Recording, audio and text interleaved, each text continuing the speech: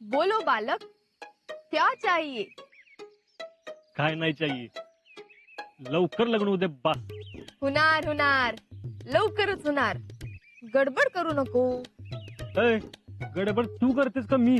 आता कोणीच करायची नाही. घरात लग्नाचं बघायचं चाललंय. येईल त्या पोराला मी नाही म्हणणार, आणि जेव्हा तुझ्याबद्दल विचारत्याल तेव्हा वाय म्हणणार. बर. पण एक गोष्ट लक्षात ठेव, 40 पिढ्यांनंतर झालेली पोरगी हाय मी. असं सहजासहजी तुला देणार नाहीत. त्यासाठी काय परीक्षा द्यायला लागणार काय मला?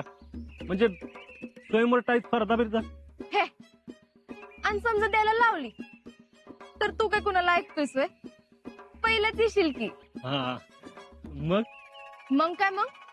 1000 प्रश्न विचारत्याल तेव्हा काय करणार आहेस? काय म्हणजे सगळ्या प्रश्नांची उत्तर देणार, ती बी एका दणक्यात.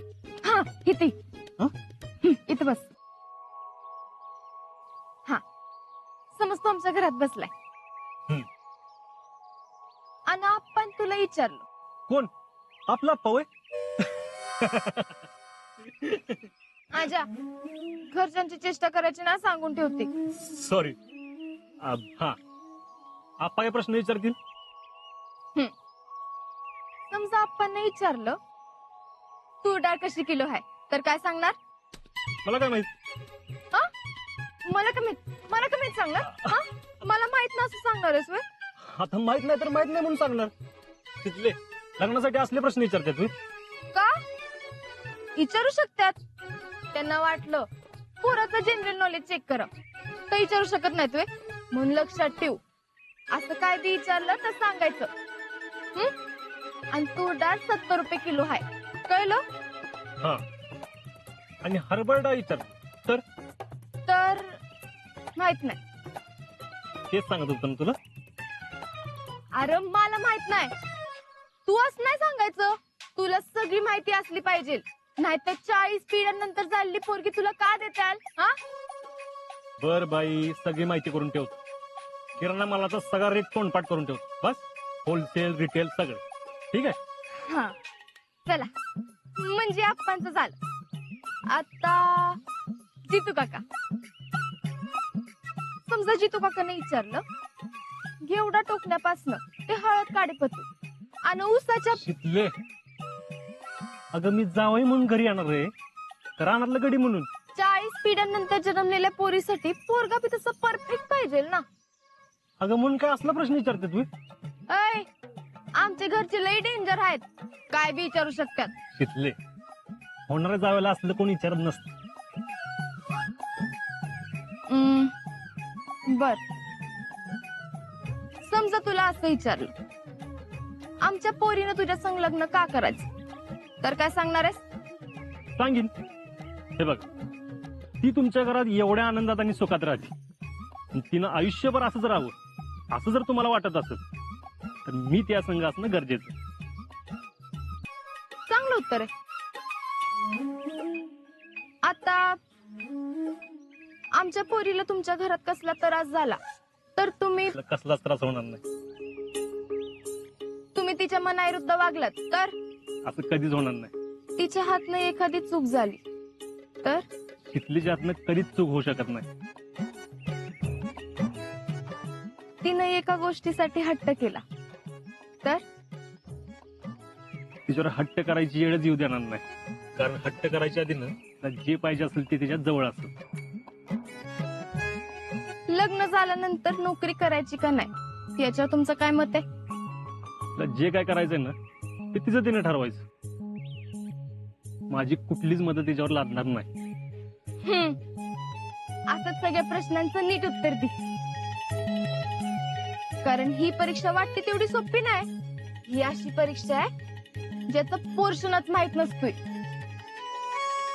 काय बी आणि कुठून बी प्रश्न येऊ शकतात, कळलं? फौजी मी कुठला आणि कसलाही प्रश्न विचारू दे, सगळ्या प्रश्नांची उत्तर परफेक्ट देणार.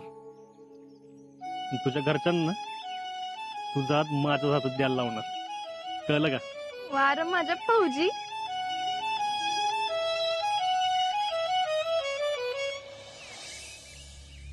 जयश्री, ओ जयश्री, एक मिनिट.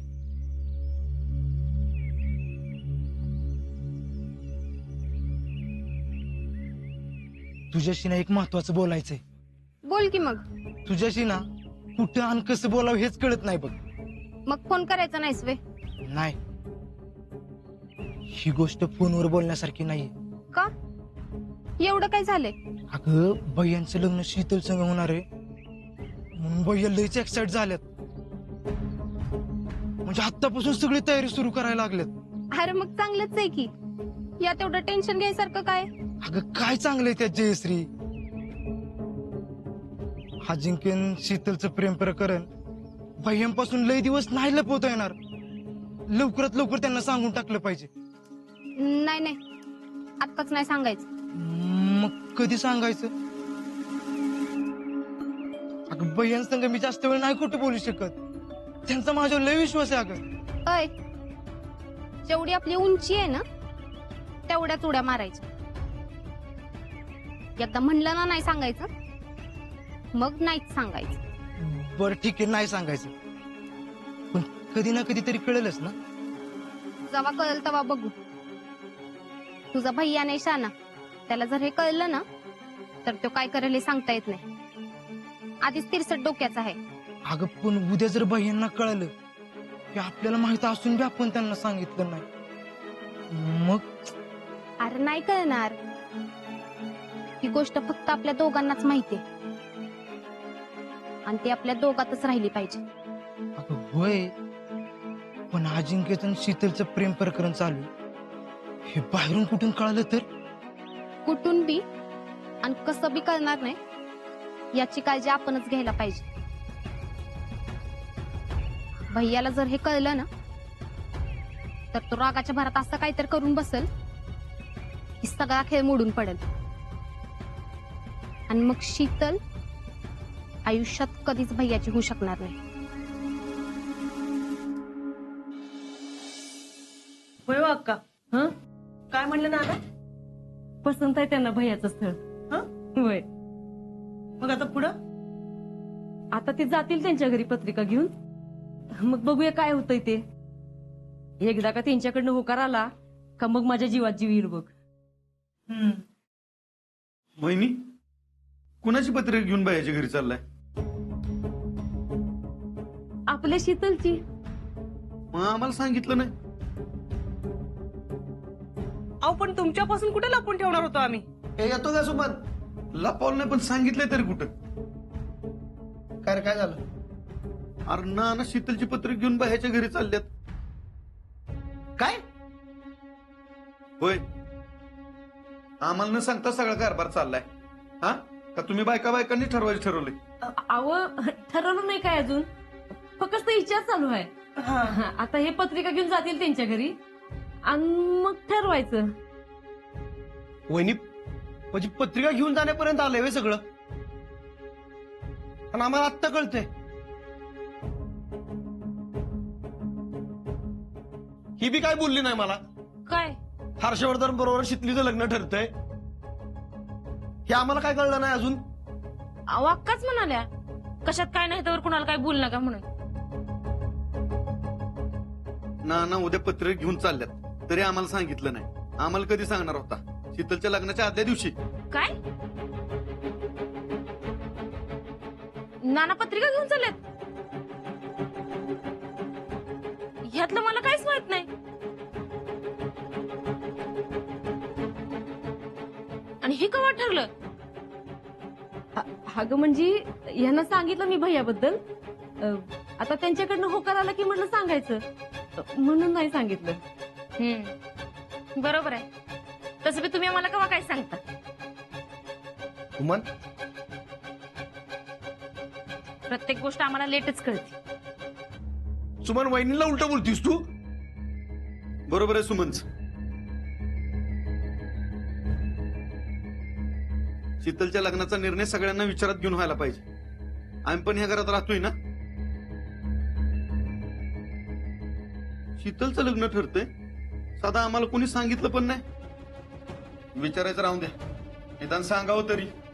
हे काय मला पटलेलं नाही. काय झालं? काय पटलं नाही? काय कालवा लावलाय? तुम्ही हर्षवर्धनच्या घरी पत्र घेऊन जाणार आहे हे साधा आम्हाला माहिती सुद्धा नाही. आम्हाला काय विचारायचं नाही असं ठरवलंय का तुम्ही? अरे तुला न विचारता असं कसं करीन मी? नाना तसंच चाललंय, आम्हाला काही सांगितलं बी नाही. अगं पण तुला मी मागं सांगितलं होतं की. आणि आम्हाला बर, आता वाद घालू नका. सांगायचं राहिलं असेल, हा विषय सगळा सांगणारच होतो मी. आता शांत व्हा. आता कळलंच आहे ना, आपण हर्षवर्धनचं स्थळ शीतलसाठी बघतोय.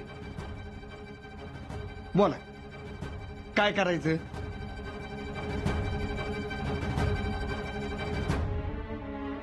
ना तुम्ही कुठला बी निर्णय न विचार करता घेणार नाही हे माहिती आहे आम्हाला. आता तुम्ही हे स्थळ बघितलंय म्हणजे सगळ्या बाजूने विचार केलाच असेल. फक्त माझं मत एवढंच आहे की आम्हाला बी माहिती असायला पाहिजे. हो ना. म्हणजे आम्हाला आत्ता कळतंय ते बी चुकून कळतंय. आणि आम्हाला आत्ता बी कळणार नव्हतं तर मग कधी कळणार होतं? बर, आता फाटे फोडू नका. बोल, तुझं काय मत आहे? आता हर्षवर्धनला नकार देण्यासारखं काय नाही. चांगला पोरगा आहे. मग झालंच तर.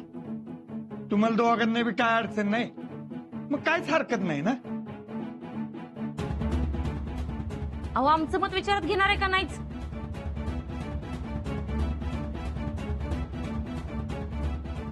अगं बोल की, तुमचं मत बी तेवढंच महत्वाचं आहे. नाना शीतलसाठी मला हर्षवर्धन काय पसंत नाही.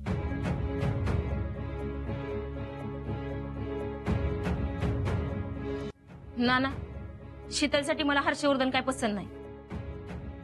का पसंत नाही म्हणजे त्यात पसंत नसण्यासारखं काय आहे? अहो एवढ्या मोठ्या घरात आपली शीतल ऍडजस्ट होणार आहे का? का नाही होणार? अगं आधी कुणालाच जमत नाही, पण नंतर होते की हळूहळू सवय. आणि सुमनला पसंत नसलं तरी मला पसंत आहे.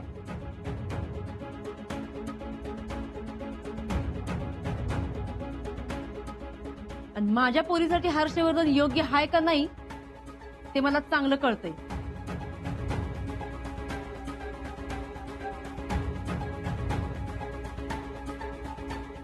तुम्हाला सगळंच कळतंय आणि जर तुम्हालाच ठरवायचं होतं ना आम्हाला कशाला विचारलं?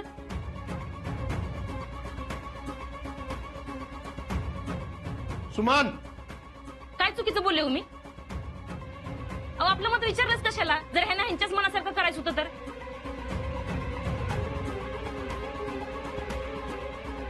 अगं पण अजून नुसती पत्रिकाच बघायचं चाललंय ना, का लगेच लग्न लावून देणार आहे? पत्रिका जुळायला नको होय? उषा, सुमन, अगं तुमचं मत विचारात घेतलं जाणार नाही असं होईल का? हं? आपण सगळ्यांनीच ठरवायचं आहे.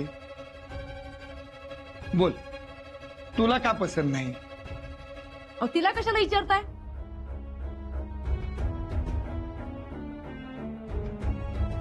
बघायला गेलं तर शितलीपेक्षा 5-6 वर्षांनाच मोठी आहे ती. तिला काय कळतंय?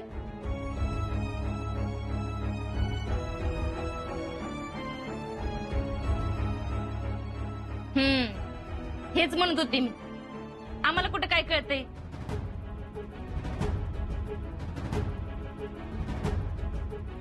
तुम्ही सगळं ठरवाल ना तसंच करायचं, स्वतःचं मत बी मांडायचं नाही. सुमन, सुमन, ए सुमन, उषा, अगं हे असं बोलायची काय गरज होती होय? ना मला नाही वाटत सुमनचं काय चुकलंय. निदान तिचं मत तरी विचारात घ्यायला पाहिजे होतं. अवघड आहे. हातपार आओ आओ ऐका तर, आओ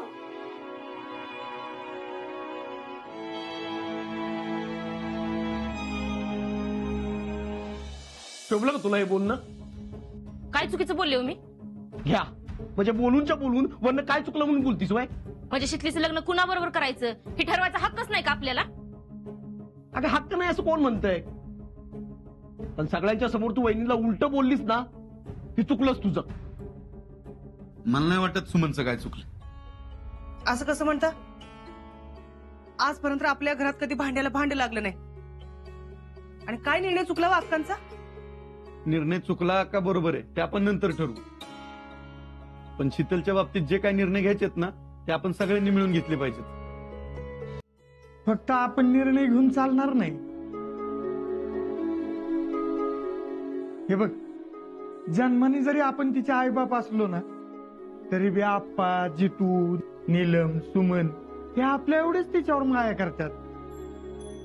तू त्यांची बी मन जाणून घ्यायला पाहिजे होती. अहो पण मी काय शीतलच्या वाईटाचा विचार करणार आहे का? हर्षवर्धनचं स्थळ शीतलसाठी बघूया का, हे जेव्हा माझ्या मनात आलं ना, तेव्हा तशी मी नीलम आणि सुमनला कल्पना दिली होती. अहो कल्पना दिली होती की, पण त्यांना मी म्हटलं होतं नानांना विचारून ठरवूया म्हणून. इतकं सांगून मी त्यांनी काय केलं? नानांना विचारलं आणि पत्रिका द्यायचं ठरवलं. आपल्याला सांगायला नको? अगं हो, पण मगाशी म्हटलं की त्या ती पत्रिका द्यायचं चाललंय म्हणून. पत्रिका जोडलीच नाही तर काय प्रश्नच येत नाही मला. अहो मी म्हणते ज्या गावाला जायचं नाही त्या गावाच्या गाडीत बसायचंच कशाला? आणि समजा उद्या पत्रिका जुळली तर काय करणार? लगीन लावून देणार तिचं? काय हरकत आहे? नाही काय हरकत आहे? भलंच होईल शितलीच. भलं होणार नाही असं थोडंच म्हटलंय मी. अहो मग तुम्ही कशाला एवढं बोलताय? अगं वहिनींनी भैयाचं स्थळ बघितलंय ना, याचं मला अजिबात वाईट वाटत नाही. मला याचंच वाईट वाटतंय की त्यांनी यशात लहानांना पण विचारात घेतलं पाहिजे. तिला इशारात घेऊन काय करायचंय? अहो शीतलचं लग्न म्हणजे आयुष्यभराचा निर्णय आहे, आणि ते सुमनला घ्यायला जमणार आहे का? आणि मला सांगा, भैयांच्या स्थळामध्ये असं काय कमी आहे का शीतलसाठी त्यांचा विचार करायला नको? ती राजकारणी आहेत ना म्हणूनच नको म्हणते. त्यात आपली शितली हाय अवखड. तिला लहानपणापासून आपण कसले ती बंधन घातलेलं नाही. सगळं तिला तिच्या मनासारखं वागू दिलं. पण उद्या जर का तिचं भैयाबरोबर लग्न झालं ना, मग बघा तिच्यावर आपोआप किती बंधनं येतात ती. अहो त्या भैयाच्या घरात नाही जमायचं शितलीला. शितलीचं मन मी चांगलंच ओळखते आणि म्हणून भैया नको म्हणते मी. अहो आपल्या दुकानाला जेव्हा टाळं लागणार होतं तेव्हा भैयाच आपल्या मदतीला धावून आला. कर्जाची नोटीस आली तेव्हा बी भैयाच आपल्या बाजूने उभा होता. दुसरं कोण आलं का? आणि विसरलं का, आपल्या शितलीला त्या पोराने छेडलं तेव्हा भैयानंच त्याला अद्दल घडवली होती. अगं हो हो हो, जरा शांत हो. हे बघ, कुणाचंच काय चुकतंय असं मला अजिबात वाटत नाही. अगं शीतलवर सगळ्यांचा जीव आहे म्हणून सगळेजण तिच्या भल्याचाच विचार करतात. आपण नवं नातं जोडायला जातोय, पण आपल्यातली नाती तुटतात का काय असं मला वाटायला लागले. आजवर या घरात कधी वाद झाला नाही,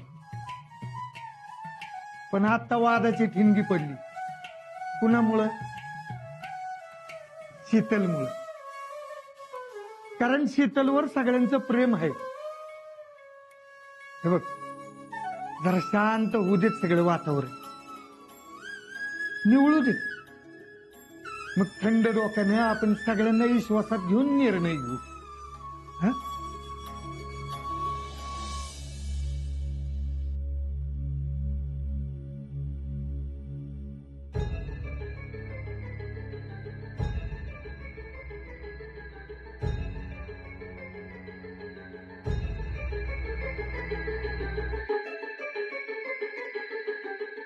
तिला काय झालं?